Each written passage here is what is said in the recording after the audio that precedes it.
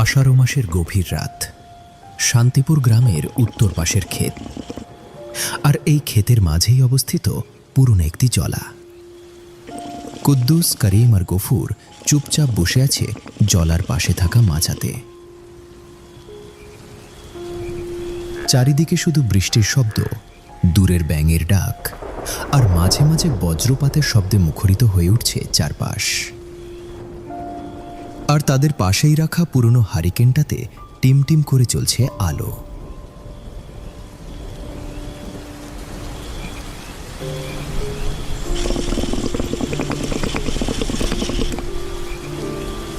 ধুর, এই বৃষ্টি যেন থামার কোনো নামই নেই।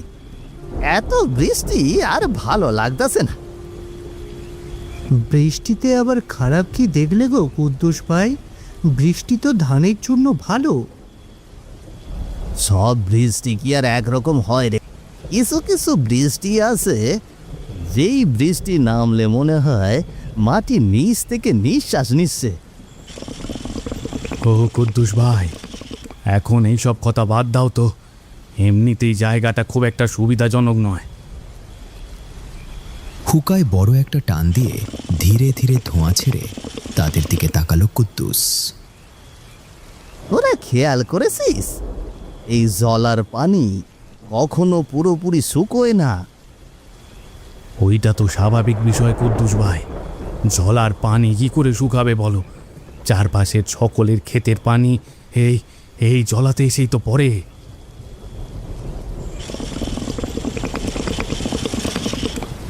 না, এটা কোনো স্বাভাবিক বিষয় নয়। এই ক্ষেতটাকে ঘিরে নানা ধরনের ভূতের গল্প আছে। কুদ্দুসের কথার মাঝেই আবারও বিকট এক শব্দে আকাশ ফেটে ধরণীতে নেমে এলো বজ্রপাত। আর সেই বজ্রপাতের আলোতে তারা লক্ষ্য করল লম্বা একটি মানুষের কালো ছায়া দাঁড়িয়ে আছে জলার ওপারে।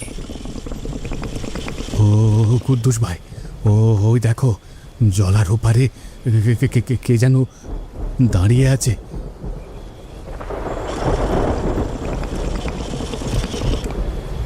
তোরা এইভাবে ভয় পাস নে তো, ও কিছু না। এমন কত ঘটনা আছে। আমার চিন্তা অন্য কিছু হচ্ছে, এই ধানগুলো নিয়ে। বৃষ্টির কারণে ধানগুলো বুঝি আজ আর কাটা হবে না।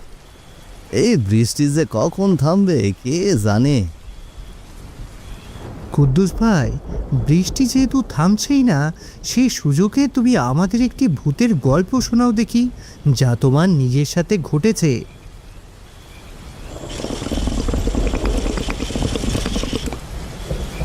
ভূতের গল্প শুনবি? বেশ, তাইলে শোন। এই ক্ষেতেরই একটি কাহিনী বলি, মন দিয়ে শোন। আজ থেকে প্রায় বছর 10 আগের, তখন আমার বয়স এই 30-32 হবে। সন্ধ্যে থেকেই টিপ টিপ করে বৃষ্টি পড়তেছিল সেদিন।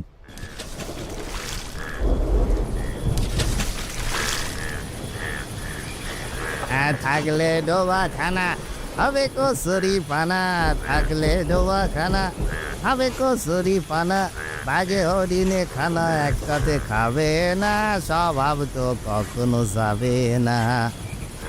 মরি স্বভাব তো কখনো যাবে না। কুদ্দুসের ভাঙা গলার গান, আর অন্যদিকে নিস্তব্ধ পরিবেশে ঝিঁঝি পোকার আর ব্যাঙের ডাক।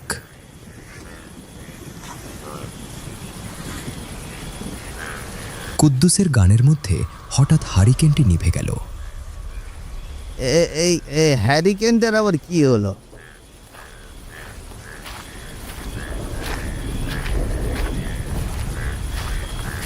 কুদ্দুস আবারও গিয়ে হারিকেনটি ধরিয়ে দিল।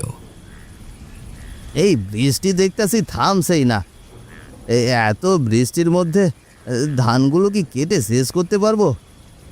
আল্লাহই জানে। এমন সময় কুদ্দুস লক্ষ্য করল কারো পায়ের শব্দ ভেসে এলো তার কানে।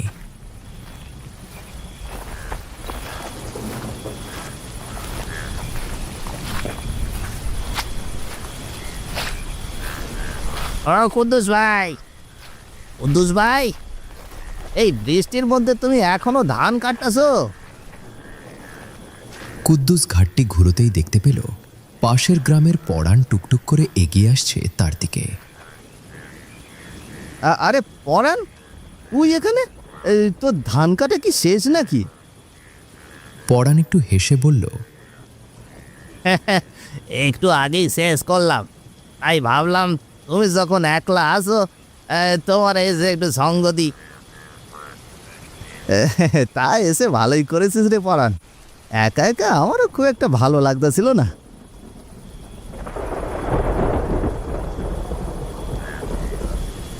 দেখছো আকাশটা কিভাবে বজ্রপাত হচ্ছে?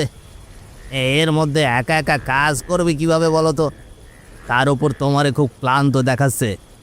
তুমি একটু জিরাও, আমি তোমার ধান কাটা দিচ্ছি। আরে না না, তুই এতক্ষণ নিজের কাজ করলি, এখন আবার আমার কাজ করবি কেন? তাদের সমস্যা কি? ভাই ভাইয়ের কাজ করবে না, এ কাজটা করবে শুনি। তুমি যাও, ওই দিকটায় গিয়ে তুমি বসো, যাও।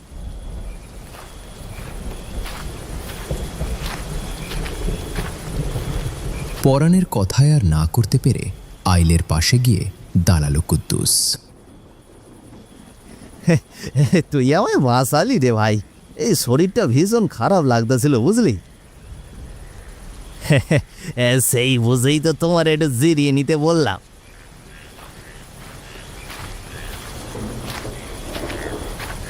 কুদ্দুস ভাই, ও কুদ্দুস ভাই! আরে জয়নাল, কি হয়েছে? এভাবে ডাকাডাকি করতেছিস কেন? সেই তখন থেকেই লক্ষ্য করছি তুমি একা একা কথা বলছো, তাই এইভাবে একা একা কার সাথে কথা বলছো বলো তো? আরে একা কই, এই যে পরাণ আছে আমার কাছে, আমার ধান কেটে দিচ্ছে। পরাণ? এই কুদ্দুস, তুমি পরাণ রে পাইলে কই? এখানে তো কেউ নেই। পরাণ নেই? এসব কি আবল তাবল কথা বলতেছো? আরে হেকমত ভাই, আরে এই তো পরাণ, আমি তারে দিব্যি দেখতে পাচ্ছি। হেকমত আলীর কথা শুনে বুকের ভেতরটা কেমন ধক করে উঠল কুদ্দুসের। সে দ্রুত পেছন ফিরে ধান ক্ষেতের দিকে তাকাতেই আচমকা বিকট শব্দে আকাশ চিরে নেমে এলো বজ্রপাত। আর সেই বজ্রপাতের এক ঝলক আলোতেই কুদ্দুস দেখতে পেল ক্ষেতের ভেতরে ভয়ঙ্কর চেহারায় দাঁড়িয়ে আছে পরাণ। কুদ্দুস ভাই, ওদেরকে এখান থেকে চলে যেতে বলো। কি হলো? শিগগির ওদেরকে এখান থেকে চলে যেতে বলো বলছি। পরাণকে দেখে প্রথমে কুদ্দুস ভেবেছিল হয়তো কোনো ভুল দেখছে সে, কিন্তু পরক্ষণেই সে লক্ষ্য করল পরাণের সেই ভয়ঙ্কর চেহারা। এই রূপ দেখে আতঙ্কিত হয়ে পড়ল কুদ্দুস। পরাণ, তুই এমন হয়ে গেলি কেন? কি হয়েছে তোর? কুদ্দুস ভাই, ওদেরকে এখান থেকে এই মুহূর্তে চলে যেতে বলো বলছি, নইলে কিন্তু তোমাদের সকলকে ঘর মোটকে দেব। আল্লাহ! জয়নাল, পালা পালা এখান থেকে। এই বলেই আর এক মুহূর্ত সেখানে দাঁড়িয়ে না থেকে দৌড়াতে শুরু করল কুদ্দুস। কুদ্দুসকে এভাবে দৌড়াতে দেখে ক্ষেতের দিকে তাকাতেই বুকের ভেতরটা ধড়াস করে উঠল জয়নাল, সেলিম ও হেকমত আলীর। ইরে, তোরাও যাবি এখান থেকে, নাকি তোদেরও ঘর মোটকে দেব? আল্লাহ, এটা কি দেখলাম? এটা তো কোনো মানুষ না।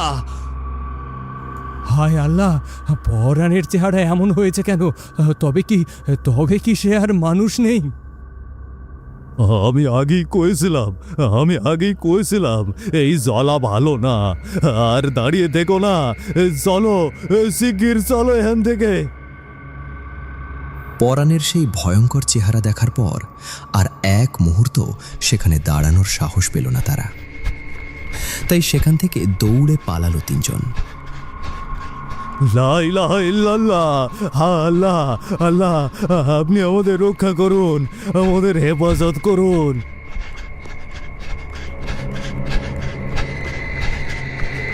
ঝড় বৃষ্টির মধ্যেই প্রাণপণে দৌড়ে ক্ষেত পার হয়ে যাচ্ছিল কুদ্দুস, জয়নাল, সেলিম আর হেকমত আলী।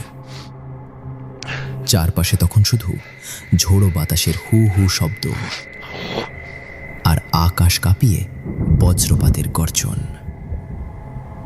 এমন সময় আচমকাই সামনে থেকে হাঁপাতে হাঁপাতে দৌড়ে এসে তাদের পথ আটকে দাঁড়ালো রহিম। কুদ্দুস ভাই, সর্বনাশ হয়ে গেছে। ওই দিকের খেতে দেখলাম একজন মরে পড়ে আছে। শিগগির চলো। কি বলতাছিস তুই রহিম? মরে পড়ে আছে মানে? কে মরে পড়ে আছে? মনে হয় পরাণ। ঘণ্টাখানেক আগে একটা বড় বজ্রপাত হলো না, সেইটাই মনে হয় পড়েছে ওর শরীরে। হায় আল্লাহ, এসব কি বলছিস রে রহিম? আমি একদম ঠিক কথা বলছি, আমার কথা তোমরা বিশ্বাস করো। চলো আমার সাথে, সেখানে গিয়ে না হয় নিজের চোখেই দেখো। এত কথা বাদ দিয়ে চলো গিয়ে দেখি আসলে কি ঘটেছে। এরপর বুকের ভেতর আতঙ্ক নিয়ে আবারও সেই ধান ক্ষেতের দিকে এগিয়ে গেল তারা। হে আল্লাহ, এ যে সত্যি পরাণের লাশ। তাইলে ওই বজ্রপাতে মৃত্যুর পরেই তার আত্মা এসেছিল কুদ্দুসের কাছে। এই আত্মার তো সহজে মুক্তি মিলবে না। এই জলাটাও অভিশপ্ত হয়ে গেল।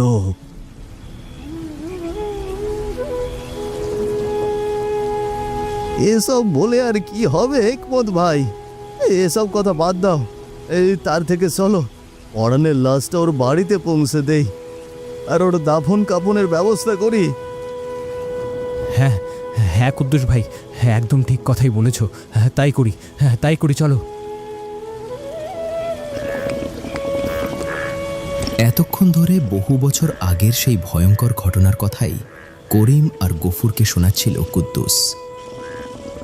চারপাশে তখনও ঝিরঝির করে বৃষ্টি পড়ছে আর জলার ভেতর থেকে অনবরত ভেসে আসছে ব্যাঙের ডাক। হায় আল্লাহ, এ কি গল্প শোনাইলে গো কুদ্দুস ভাই! শুনেই আমার শরীরের লোম কেমন দাঁড়িয়ে গিয়েছে দেখো।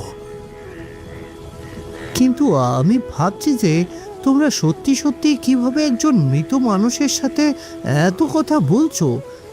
যাই হোক, তারপর আর কখনো পরাণের আত্মাদের দেখেছো তোমরা?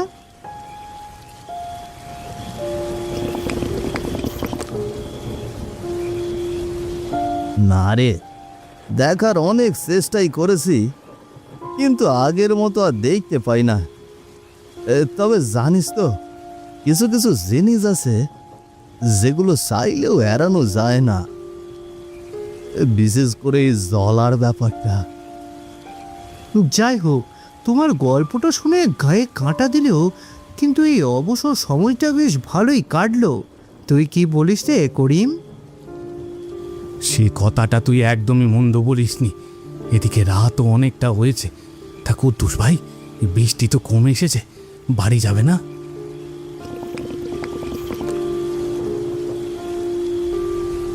তোরা যা, আমি আরো খানিকক্ষণ এখানটায় বসে থাকবো, বুঝলি? আজ মনটা ভীষণ আনসান করছে। ঠিক আছে, তুমি তাহলে বসো, আমরা এখন আসছি, কেমন? চল রে করিম, চল। করিম আর গফুর মাচা থেকে নেমে ধীরে ধীরে কাদা মারিয়ে গ্রামের রাস্তার দিকে হাঁটতে শুরু করল। আর কুদ্দুস একা বসে রইল সেই পুরনো মাচাটার উপর।